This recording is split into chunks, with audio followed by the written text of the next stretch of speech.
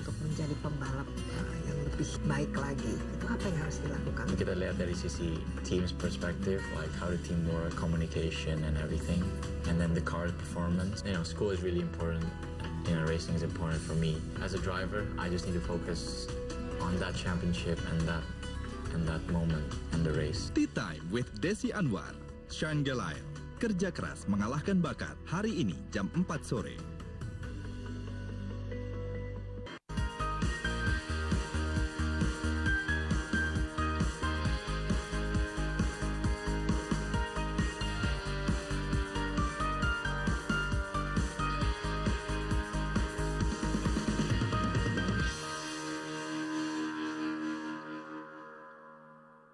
Dipersembahkan oleh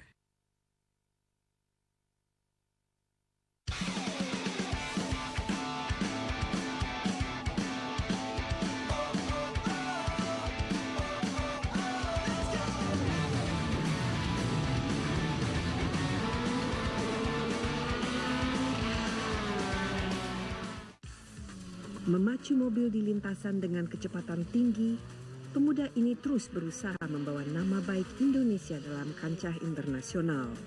Setelah sempat menjadi pembalap pemuda yang mengikuti F3 Eropa, Muhammad Sean Ricardo Gelael atau akrab disapa Sean Gelael pun terus berusaha menunjukkan prestasinya dalam ajang balapan F3.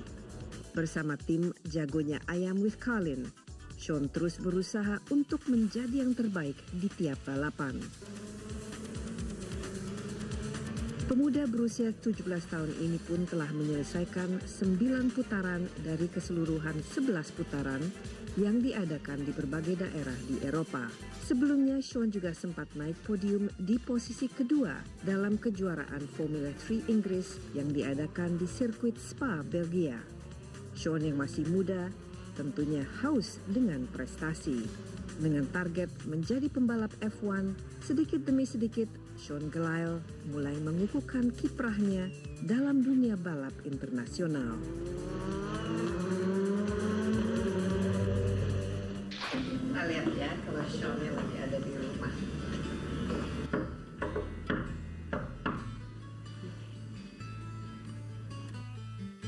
Akhirnya dibukain pintunya. Halo. Sabar. Apa kabar? Baik, baik. Wow. This is big. Apa kabar nih? Jarang-jarang nih ketemu Sean di Jakarta. Terakhir kita ketemu di Makau bulan November yang lalu. Jadi sekarang ngapain? Lagi break katanya? Iya, lagi break. Ada sekitar 1.5 month break. Ya, dari 9 round working hard. It's good to have a break, get your mind off and relax, and then focus again untuk 2 round terakhir. Karena I think if you push too much too early as well, it's you get too much of something. So Kita tertarik ya, kamu 9 race kan terakhir kita ketemu tuh negara-negara mana aja? Ini yang F3 Eropa iya, kan? Banyak banget ya. I think dari ke Inggris, ke Jerman, ke Austria, ke Hungary, ke Prancis, banyak deh pokoknya. Kira-kira highlights yang paling nempel di benaknya Sean di antara semua balapan itu? Ya, sebenarnya I think we start off a bit slow, because it's a new car as well, a new team, a new Ini yang tire. Volkswagen itu. Yeah, with Carlin. So adaptasinya agak pelan. So the first few rounds it was a bit slow. After that, kind of clicked the last 3-4 rounds. Jadi after that the pace was improving, and the Red Bull Ring I think I scored my best weekend lah basically. And qualifying not so good, but in the races we improved a lot, finishing 7th, 10th. Well, in the best position this year is 6th, but I think overall weekend Red Bull Ring was yang paling bagus. Itu di mana yang Red Bull? Di Austria. Di Austria ya. Kalau dari segi sirkuitnya itu sendiri, itu sangat berbeda nggak satu sama lain? Ini jalanan biasa kan? Iya, normal track. But I think kalau yang lebih kayak complex of corners, yang lebih technical, I struggle a bit more. And if it's more flowing track, like Spa, like Red Bull Ring, like Silverstone, it's a bit better. Tapi kalau yang kayak lebih banyak technical and slow corners, that that you really have to focus on change the directions like Nürburgring. Yang di Jerman. Iya, yang terakhir. It's a bit tough, but in the races we improve. Tapi agak terlalu lama beradaptasinya. Oh, tapi timnya kali ini jagonya ayam with Carlin. How do you feel? Ini nggak seret nggak semuanya? Yeah, it's a lot better. Carlin itself, it's been a really top tier team dari dulu, producing so many good drivers, and belajar jauh lebih banyak aja lah dari segi professionalism, dari segi mobilnya sendiri. You learn more as a driver and as a engineer atau like mechanical things about the car. Jadi ya benar-benar, and also the steps to become like dari bikin analysis of the race, and then before the race you debrief and learn the circuits. Nah, itu jauh lebih. Teman-teman yang lain ada Tom kan, ada Antonio. How are they doing? Mereka masih ini posisinya oke. Yeah, Tom is third in the championship, but in the last 3 races, I don't know, he's not doing as good. And Antonio, the last 3 races malah yang get the opposite. Yeah, pokoknya dapat yang driving. Yeah, he got the edge pokoknya, and I think he got the confidence after that, and then he won 2 races. Next race bulan Oktober ya kalau nggak salah, ke Imola ya, Italia. Terus setelah itu kemana lagi? Jerman lagi. Iya, tinggal 2 di Imola dan di Hockenheim di Jerman, and then it's Macau. But we really focus on these 2 last rounds of the championship. We want to do the best. Top 10 is a must, and we're pushing for a top 5 because kita bakal ada testing lagi sebelum balapannya di Imola dan one more private testing. Jadi selama 1,5 bulan ini lagi untuk break, reflect, you doing some thinking, itu kira-kira ngapain aja supaya betul-betul nanti siap kalau? Yeah, pasti in the first 2 weeks you really wanna not think about it, and then abis itu refresh again your memory and where mistakesnya, and then analysis of balapan 9 balapan pertama ya, and then because we did all our race reports and then we just read them all again, and then where we're struggling kita harus improve ya, and then we talk to our engineer, and then kita stop by in the workshop, Carlin workshop berapa kali, and then try to prepare and di mana salahnya, di mana kita bisa improve, and just talk about the car as well. Apa mereka udah ada upgrades atau belum?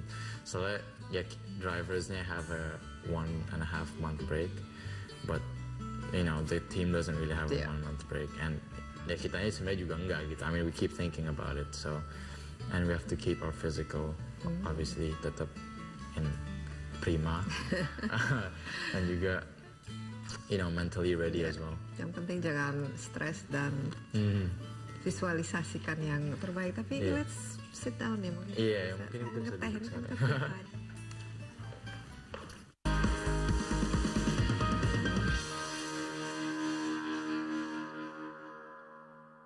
Dipersembahkan oleh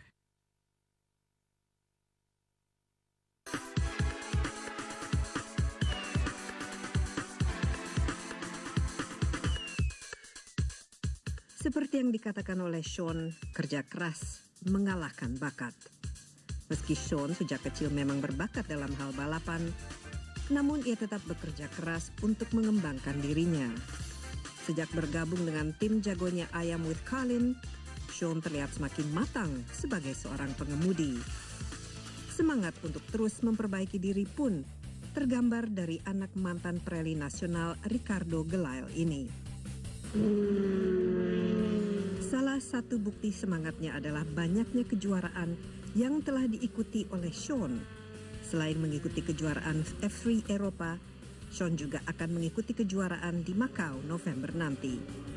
Dengan usaha kerasnya, mungkin impian untuk menjadi pembalap Indonesia pertama di ajang Formula One tak lagi sekedar mimpi.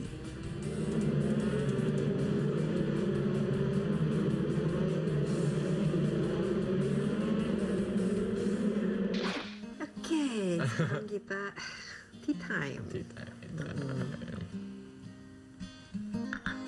Very relaxing. Jadi Sean, kalau kamu bersantai-santai, relax, apa biasanya dilakukan? Yeah, I think catch up with friends or watch movies gitu ya sih. Hobinya apa? Hobby basket. I like basketball.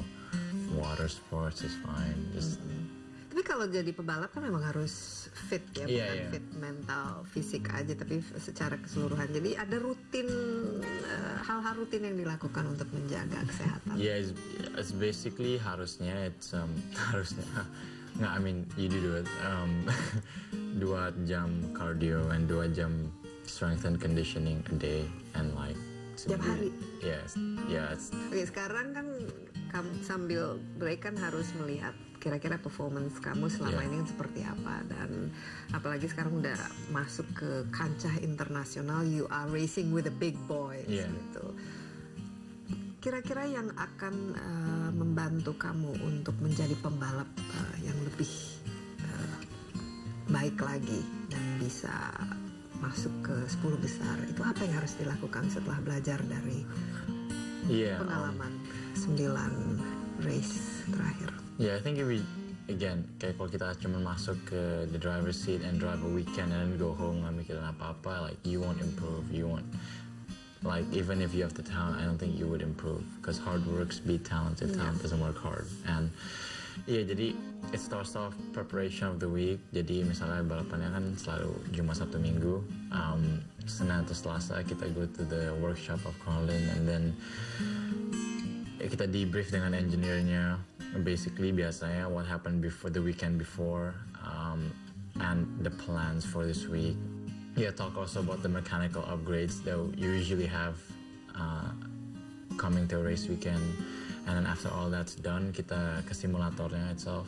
Habis itu, we also debrief and work out after the sim session, like what do you think about the setups and what kind of line should be good. Because di Carlin tuh ada 6 pembalap, di Jagoannya ada 3, tapi di Carlin ada 6 pembalap. And then we sit down and then we talk about where to improve and where do you think we can improve.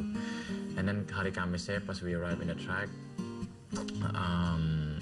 we do the track walk like normal. Basically, apa tracknya ada perbedaan atau the details of the track, like which curb should we try to use and not use if it's bottoming the car, or the gradient of the track itself. And then we go back to the engineer and ngomong tentang plan untuk besok. After all the races is done, I have to do basically a race report lah, atau kayak report seperti kayak sekolah gitu ya. If you make a experiment, we have to make the report, the same thing.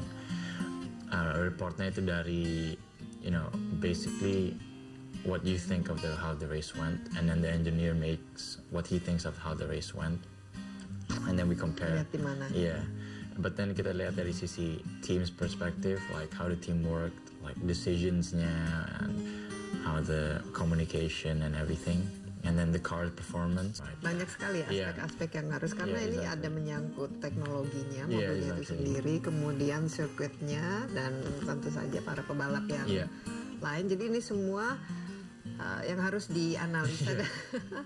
Cukup rumit ya. Dan dalam semua ini kan ada yang namanya si sang pembalapnya sendiri yang di belakang setirnya. Nah, kalau sudah masuk di sirkuit, apa kira-kira yang membuat seorang pebalap itu bisa menjadi pebalap yang unggul? Pertama, the track is never 100% the same. Jadi dari pagi ke siang, siang ke sore. Itu bisa beda. Itu beda banget. Temperature ganti banyak. It's a lot of technical things ya. Jadi as a driver, I think to be a really good driver, yang pembalap unggul. Tapi kamu kan pasti punya kekuatan sendiri. Mungkin pas waktu ini jalannya lurus atau tikungan, atau pasti kan ada sesuatu yang membuat this is my brand, my style of driving, agresif atau lincah, atau apa kira-kira Sean yang brand yang lagi di in the start of season, or like dari kecil, I was usually really smooth with the steering input, and for Formula 3 it's not that good gitu. Like in the wet, I've been quick with the smooth driving style, and the kayak 50 damp conditions I've been really good because you need a smooth driving style. But in the dry, you need to have really aggressive driving style into the corner. And itulah yang I've been really focusing this year. Jadi ya, that's ada advantage and disadvantage obviously, but yeah, that's where we need to improve is the aggressiveness going in, but also know that my smooth driving style itu bagus untuk kayak in the rain or in the 50-50 damp conditions. Tapi kamu enjoy F3? Yeah, I mean, better than say go-kart. Yeah, I mean, obviously you do what you love and love what you do gitu kan. But it goes to a certain point that it gets frustrating because you want to do your best, but sometimes in the end, like, you don't get the result gitu. Like Verstappen tahun ini, Max Verstappen, go-kart, straight Formula 3, signed with Red Bull, next year Formula 1. You know, yeah, there's no real stepping stone to Formula 1. Yang penting dari tahun you improving kan, kamu merasa lebih baik performance. Yeah, especially from last year. Yeah, belajar jauh lebih banyak. I think I'm a more complete driver now as well, understanding lebih banyak and more professional as well. Kita minum lagi.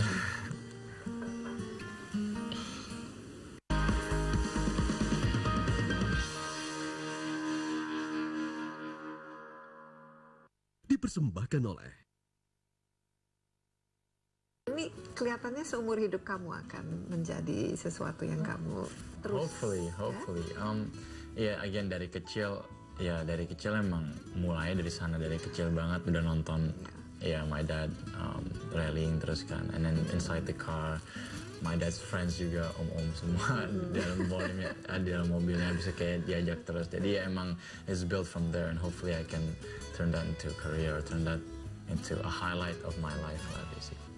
Apa yang membuat kamu itu merasa sangat senang kalau berada dalam mobil, kalau dengan kecepatan yang begitu tinggi? It feels like home. Feels like home. Gimana? Yeah, I mean, again, karena dari dulu from the car, I think it just feels right that I'm there. It feels like home. Gimana ya? You have that feeling, okay, ada adrenaline-nya, obviously, and then kayak scientific-wise, like, bagaimana as a human being, jadi orang biasa bisa control the cars at that speed, dari let's say 280, 300 km per hour, and then into a corner and like defying science into yourself. Tapi the real answer is I think it's more home. And sense of achievement dong kalau misalnya bisa naik podium dan mendapatkan rekognisi bahwa hey, you're one of the. Especially especially di Spa tahun ini. I mean, in the start it was really tough. Okay, we had like couple of points position juga sebelum the one in Spa. Tapi when you actually reach to the podium, memang it's not first yet, tetap posisi 2 dan 3, tapi it's coming. Perasaannya gimana waktu itu? Apalagi dengan gimana ya? I think when you spray that champagne or when you get the trophy, you feel that all the hard work you did, all the like pain that or like frustration that you've been through, the first 7 races, and then finally getting to the podium, it means a lot, and it means your hard work paid off. And seeing all the team, their smile, and then you know, the Indonesian flag in the back, it means everything. Rasa bangga Yeah. ya. Nah, kamu nanti mulai tinggal di Inggris. Ini kan juga bagian dari perjalanan hidup kamu untuk lebih dekat dengan karir yang sudah dipilih. Kenapa Inggris, dan kira-kira ini sesuatu yang menyenangkan buat kamu? Harus tinggal jauh dari orang tua dan kampung halaman. Di Inggris, again Bath, kan sekarang di Bath University. I think it's also good. It is a good school. Sering hujan loh, dingin. Makanya itu dia, that's the downside. Tapi it's a good school. I think the future is still really important. You know, taking school is always not as a backup, tapi juga as a foundation to your life. I mean, also if you reach Formula 1 or when you reach Formula 1, you also need the background, like where the decisions you need to make and everything. I mean, but you know, school is really important. You know, racing is important for me, Jadi ya, it's gonna be tough to do both at once. Tapi you always have to try and then. Sekarang kan kamu 17 tahun. Oke, target atau cita-cita yang ingin dicapai sebelum umur 20? Just Misalnya kalau mau F1 nanti pada umur berapa gitu? Ada semacam when I'm short, ready. medium, long term vision, I mission. think F1 is when you're ready. Pokoknya I'm not looking kapan dan and how. I think lebih harus fokus ke do every year the best you can, and then every race kita put our maximum 100%, and then kita lihat overall the year, and then good things will come if you focus each race and each year, and then obviously kita harus lihat ke depannya gimana and where to drive next year, which competition. Tapi as a driver, I just need to focus on that championship and that moment and the race. Kalau kita mikir kebanyakan ke depannya, it's not gonna. Malahan justru nanti menghambat menjadi stres ya. Exactly. Nanti next year, what races are you planning? Masih F3? Kita belum tahu. Kita bakal testing akhir tahun, winter testing. We're gonna test F3 again, GP3 and GP2, and World Series. Jadi banyak banget, but we're not 100% sure kita kemana. But I think one of them is still F3. Soalnya Masih dengan Volkswagen? If we are, bakal sama Kalin. Tapi I think Formula 3 is still the toughest championship. It's still the producing the best talents. Kayak Max Verstappen now udah langsung F1. Tahun lalu Kiat, and a lot of good drivers, and toughest competition, mereka bilang. You like the single? Yeah, because the single seater is so mechanical and so technical. Banyak faktor science dan juga teknologinya juga, and it's just amazing the downforce you get. And okay, GT cars kayak it's so heavy and so unwieldy. Yeah, but it's just beda gitu ya. And kalau di Formula 3, because the engine is not so big, so you can't afford to make the mistakes. That's why Formula 3 is really dilihat ya, because the car is too engine-nya terlalu kecil untuk the car basically, because the car has so much grip, and with that engine, if you make a small mistake, langsung jauh gitu to the next straight or to the next corner, you lose so much.